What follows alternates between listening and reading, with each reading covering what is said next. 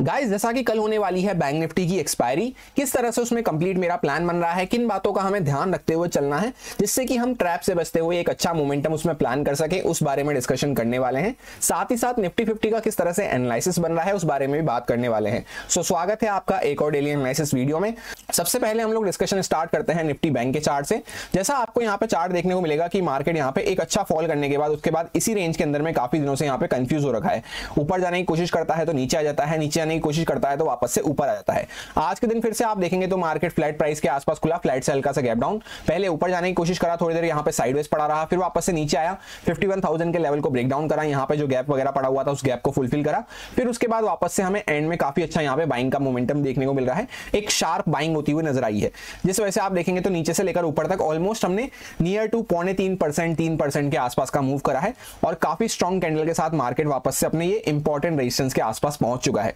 जहां पे ऑलरेडी पहली बार हम यहाँ पे गए तब यहाँ पे रेजिस्टेंस लिया, दूसरी बार गए तब हमने रेजिस्टेंस लिया, तीसरी बार, चौथी बार, फोर्थ टाइम हम इसके आसपास पहुंच रहे हैं। इसके ऊपर भी वापस से हमारा यहाँ पे एक गैप पड़ा हुआ है और डाउन साइड पे ये हमारा एक इंपॉर्टेंट सपोर्ट बना हुआ है, जिसके बार बार हम नीचे आने की कोशिश करते हैं पर अगले दिन मार्केट गैप अप खुल के ऊपर आ जाता है, नीचे आने की कोशिश करें, गैप अप खुल के ऊपर आ गया, तो यहाँ पे एक इंपॉर्टेंट सपोर्ट हमारा बना हुआ है। तो इस तरह से ये प्रॉपर रेंज बन रही है। अब एक बात यहाँ पे नोटिस करने की क्या है कि बार बार यहाँ पे जब भी स्ट्रॉन्ग ग्रीन कैंडल बनती है, अगली बार जब मार्केट जैसे यहाँ पे पॉज कैंडल वगैरह बनाता है तो उसके हाई क्रॉस नहीं कर पाता। यहाँ पे भी जैसे स्ट्रॉन्ग कैंडल बनी, पॉज कैंडल बनाया, उसका हाई क्रॉस नहीं कर पाया, यहाँ पे स्ट्रॉन्ग कैंडल बनी, पॉज कैंडल बनाया, उसका हाई क्रॉस नहीं कर पाया, वापस से नीचे आ गया। तो ये प्रोबेबिलिटी यहाँ पे कई बार हो चुकी है। तो अब इंपॉर्टेंट हमारे लिए ये रहेगा कि या तो मार्केट जैसे यहाँ से अगर इसको ऊपर ब्रेकआउट करता है तो वापस से हमें एक अच्छा अमेजिंग मूव यहाँ पे बाइंग साइड का देखने को मिल सकता है। अगर ब्रेकआउट नहीं करता है तो उससे भी अच्छी चीज हमारे लिए क्या रहेगी, जो आगे आने वाले टाइम के लिए हमारे लिए बेस्ट हो जाती है, जो मैं पर्सनली चाहता हूं कि मार्केट ऐसा करेगा तो अच्छा रहेगा। मार्केट करता है नहीं करता वो मार्केट की मर्जी है, कि यहाँ पे काफी अच्छा बाइंग का मूव हुआ है, नीचे से लेकर ऊपर तक हम सिंगल कैंडल में यहाँ पे इसको अप्रोच कर रहे हैं रेजिस्टेंस को। तो यहाँ पे मार्केट एक पॉज टाइप कैंडल बनाए या दो पॉज टाइप कैंडल बना ले, उसके बाद अगर मार्केट इसको क्रॉस करता है हायर साइड पे तो ये प्रोबेबिलिटी भी ब्रेक हो जाएगी। क्योंकि हर बार क्या हो रहा था, स्ट्रॉन्ग कैंडल जब भी बनती थी मार्केट पॉज कैंडल तो बना रहा था यहाँ पे, पर उसका हाई ही क्रॉस नहीं कर पा रहा था, तो मार्केट फर्दर मूव नहीं कर पा रहा था। अब यहाँ पे जैसे एक आध पॉज कैंडल मार्केट बना लेता है तो उससे क्या होगा, जो लोग यहाँ से बाय करके बैठे हैं वो भी थोड़ा सा प्रॉफिट बुक वगैरह कर लेंगे और यहाँ पे नए बायर्स वगैरह को ऐड होने का अपॉर्चुनिटी मिल जाएगा। तो यहाँ पे स्टॉप लॉस वगैरह रखने की जगह मिल जाएगी उनको, यहाँ पे फिर फर्दर हमें मूव देखने को मिलता है। तो वो एक सस्टेनेबल मूव हो सकता है जिसमें मार्केट नियर टर्म में यहाँ पे काफी अच्छा पॉजिटिव साइड में मूव कर सकता है। यहाँ पे गैप पड़ा है, ये फुलफिल होगा, फिर धीरे धीरे करते हुए यहाँ पे एक गैप पड़ा हुआ है, ये फुलफिल करते हुए मार्केट अपने फ्रेश ऑल टाइम हाई की तरफ बढ़ सकता है। सो ये केस सबसे बेस्ट रहेगा चार्ट के लिए। दूसरा सेकंड बेस्ट क्या हो जाता है कि मार्केट कल के दिन पे ही वापस से कोई बड़ा मूव करके यहाँ पे इस तरह से कोई स्ट्रॉन्ग कैंडल वगैरह में क्लोज कर दे। उसमें क्या होगा, जैसे मार्केट यहाँ से ऑलरेडी भगता हुआ आ रहा है, कल के दिन अगर ऊपर और मूव देता है, सपोज करो यहाँ से मार्केट भगता हुआ आ रहा है, कल के दिन और थोड़ा सा ऊपर मूव देना चालू करता है तो फिर कहीं से भी थोड़ा बहुत प्रॉफिट बुकिंग वगैरह आ सकती है, या थोड़े दिन यहाँ पे ऊपर जाके फिर वो होल्ड कर सकता है या वापस से रिट्रेसमेंट वगैरह के लिए आ सकता है। क्योंकि ये मार्केट का नॉर्मल नेचर है कि यहाँ से मार्केट भगना चालू करा है तो इस तरह से भगता तो नहीं जा सकता, यहाँ से ऐसे जाने के चांसेस तो बहुत कम हो जाते हैं। बीच बीच में जैसे मार्केट को ऊपर जाना भी होता है तो यहाँ पे गया तो 2 दिन ऐसे पॉज लिया तो इस टाइप की कोई पॉज कैंडल वगैरह बना लेता है, या यहाँ पे इस टाइप की कोई पॉज कैंडल वगैरह बना लेता है यहाँ पे, तो वो हमारे लिए आगे आने वाले टाइम के लिए काफी अच्छा हो जाएगा।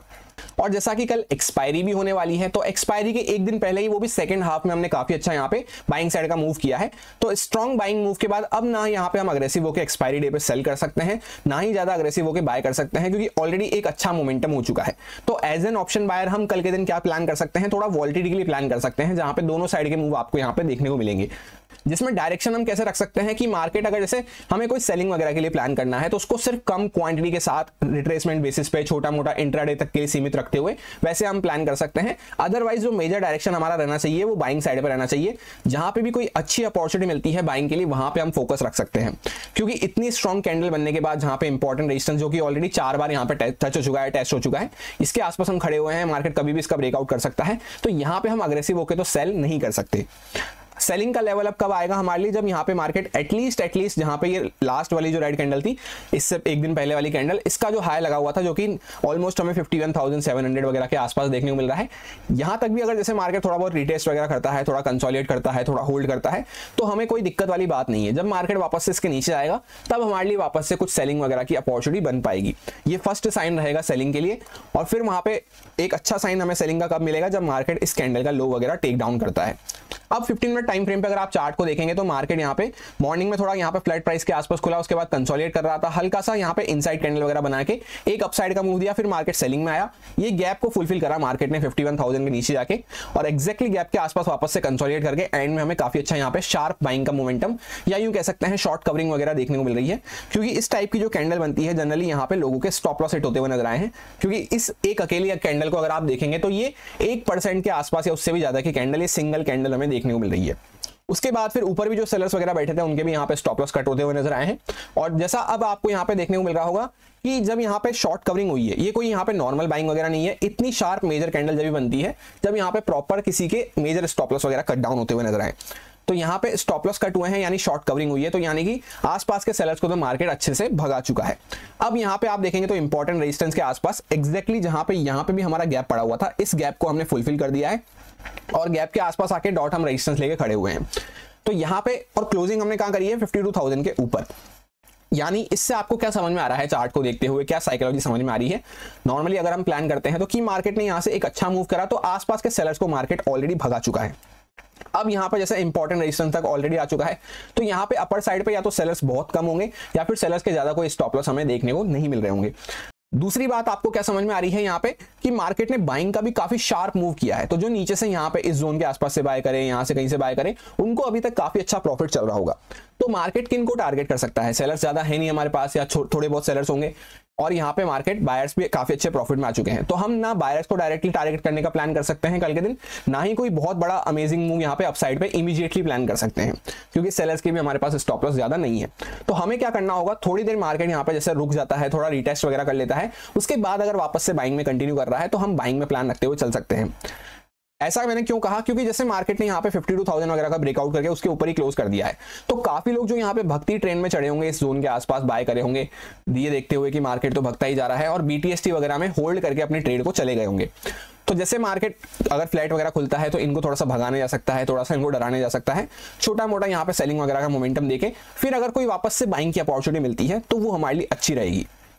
उसमें क्या हुआ, अपर साइड जाने के लिए और स्टॉप लॉस भी मिल गए सेलर्स के आसपास के, यहाँ पे रैंडम बायर्स, न्यू ट्रेडर्स वगैरह, भक्ति ट्रेंड में चढ़ने वाले भी यहाँ पे भग गए, तो ये केस हमारे लिए ज्यादा अच्छा रहेगा। दूसरी बात, छोटा मोटा गैप डाउन वगैरह मार्केट खुल जाता है, उस केस में भी यहाँ पे टॉप के बायर्स थोड़ा डर जाएंगे, भग जाएंगे, फिर थोड़ा बहुत नीचे आ रहा है तो ब्रेकआउट के बाद हम बाय कर सकते हैं, या फिर मार्केट जैसे यहाँ पे डायरेक्टली खुलते ही ऊपर आ रहा है तो क्लोजिंग प्राइस का ब्रेकआउट होने के बाद फिर हम बाय कर सकते हैं। क्योंकि एक दिन पहले क्या हुआ, मार्केट थोड़ा सा गैप डाउन खुला, क्लोजिंग प्राइस का ब्रेकआउट करा इस तरह से, तो वापस से फेलियर में कन्वर्ट करके नीचे चला गया। कुल मिला के थोड़ा सेलिंग में जा रहा है तो मार्केट या तो कम क्वांटिटी से छोटा मोटा स्कैल्प वगैरह कर सकते हैं सेलिंग के लिए, रिट्रेसमेंट वगैरह समझते हुए, या फिर वेट करके वापस से बाइंग की अपॉर्चुनिटी के लिए वेट कर सकते हैं। अब सपोज करते हैं सबसे ट्रिकी केस होने वाला है गैप अप का। छोटा मोटा कोई गैप अप वगैरह खुलता है, उस केस में क्या होगा, ये लोग यहाँ पे पास में रहेंगे तो मार्केट इनको थोड़ा डराने भगाने आ सकता है सेलिंग में, यहाँ पे इनका थोड़ा प्रॉफिट बुक वगैरह करवा सकता है। तो उस केस में भी हम थोड़ा सा सेलिंग में प्लान रखते हुए चल सकते हैं। किस बेसिस पे, रिट्रेसमेंट, प्रॉफिट बुकिंग, उस टाइप के बेसिस पे। यूं नहीं सोचना कि मार्केट गिरता ही जाएगा, कोई बहुत अग्रेसिव प्लान कर ले, ऐसा मुझे नहीं करना है। ये मेरा प्लान है, क्वांटिटी भी मैं कम रखूंगा उसमें और टारगेट भी मेरे छोटे रहेंगे थोड़े। और जैसा कि मार्केट गैप अप खुलता है तो यहाँ पे हमारा 500 का साइकोलॉजिकल इंपॉर्टेंट लेवल भी आएगा और एग्जैक्टली 570 से लेकर यहाँ पे ऑलमोस्ट 850 या 860 के आसपास तक यहाँ पे एक इंपॉर्टेंट हमारा गैप भी पड़ा हुआ है। जो पीछे का यहाँ पे गैप मैंने आपको दिखाया डेली टाइम फ्रेम पे, तो यहाँ पे गैप भी पड़ा हुआ है। तो उसको अगर मार्केट को फुलफिल करना है अच्छे से, तो अच्छा क्या हो जाता है, थोड़ा बहुत पहले इन बायर्स को थोड़ा प्रॉफिट बुक करवा ले, इनको डरा दे भगा दे, उसके बाद अगर निकलता है बाद में, या जैसे एक दिन भले यहाँ पर रुक जाए थोड़ा, फिर अगर मार्केट निकलता है तो वो हमारे लिए आगे आने वाले टाइम तक के लिए सस्टेनेबल हो जाता है। इसी के साथ एक इंपॉर्टेंट पॉइंट आपसे शेयर करूं तो ये जो वीक हमारा चल रहा है ये काफी ज्यादा वॉलेटाइल वीक आपको देखने को मिल सकता है। रीजन बीइंग यूएस में इलेक्शन स्टार्ट हो चुके हैं, आज के दिन मार्केट आज के दिन से ही स्टार्ट हुए हैं, तो यूएस मार्केट वगैरह वहां पे हलचल करते हुए नजर आएंगे आज के दिन थोड़ा, तो कल हमारा मार्केट भी उस पर थोड़ा सा रिएक्ट कर सकता है। और उसी के साथ 7 नवंबर को हमारे फेड मीटिंग की अनाउंसमेंट होने वाली है। जो फेड मीटिंग का अनाउंसमेंट होता है, फेड के चेयरमैन करते हैं मिस्टर पोवेल, वो 7 नवंबर को हमें देखने को मिलेगा थर्सडे को। तो काफी सारे इवेंट्स वगैरह आ रहे हैं, तो ये वीक काफी ज्यादा हमारा कॉशियस रह के काम करने वाला हो जाता है, स्पेशली कल एक्सपायरी दिन पे। ये सारे कुछ इंपॉर्टेंट लेवल्स रहेंगे जिन पे मैं ट्रेडिंग का टाइम फोकस रखूंगा। 500 का साइकोलॉजिकल लेवल है, 850 860 के आसपास यहाँ पे हमारा इंपॉर्टेंट रेजिस्टेंस आएगा जहां पे गैप फुलफिल होता हुआ नजर आएगा। 52,000 का साइकोलॉजिकल लेवल देखने को मिल रहा है, 700 के आसपास एक सपोर्ट हमारा हो सकता है, 400 के आसपास यहाँ पे नेक्स्ट सपोर्ट हमें देखने को मिलेगा जो पहले हमारा रेजिस्टेंस बना हुआ था। 875 के आसपास यहाँ पे हमने गैप फुलफिल करा है, इसी के आसपास डॉट सपोर्ट लेके हम ऊपर आए हैं।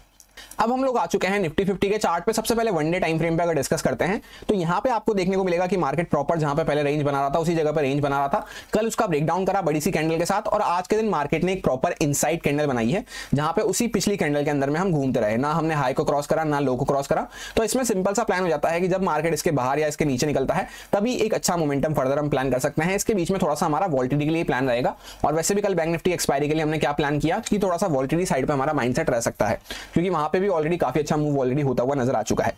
और अगर आप ध्यान से देखेंगे तो जैसे यहाँ पे एक ट्रेंड लाइन टाइप भी आपको देखने को मिलेगी, तो ये जो जोन होने वाला है हमारा थोड़ा सा वॉलेटाइल जोन होने वाला है। इसके ऊपर जो रेड कैंडल है इसके ऊपर निकलता है मार्केट, तब हमें फर्दर बाइंग के और मूव देखने को मिलेंगे, जहां पे फिर मार्केट 500 और 500 वगैरह को क्रॉस करता है यहाँ पे 24,500 को, तो इसके ऊपर मार्केट काफी अच्छा यहाँ पे पॉजिटिव साइड में मूव दे सकता है।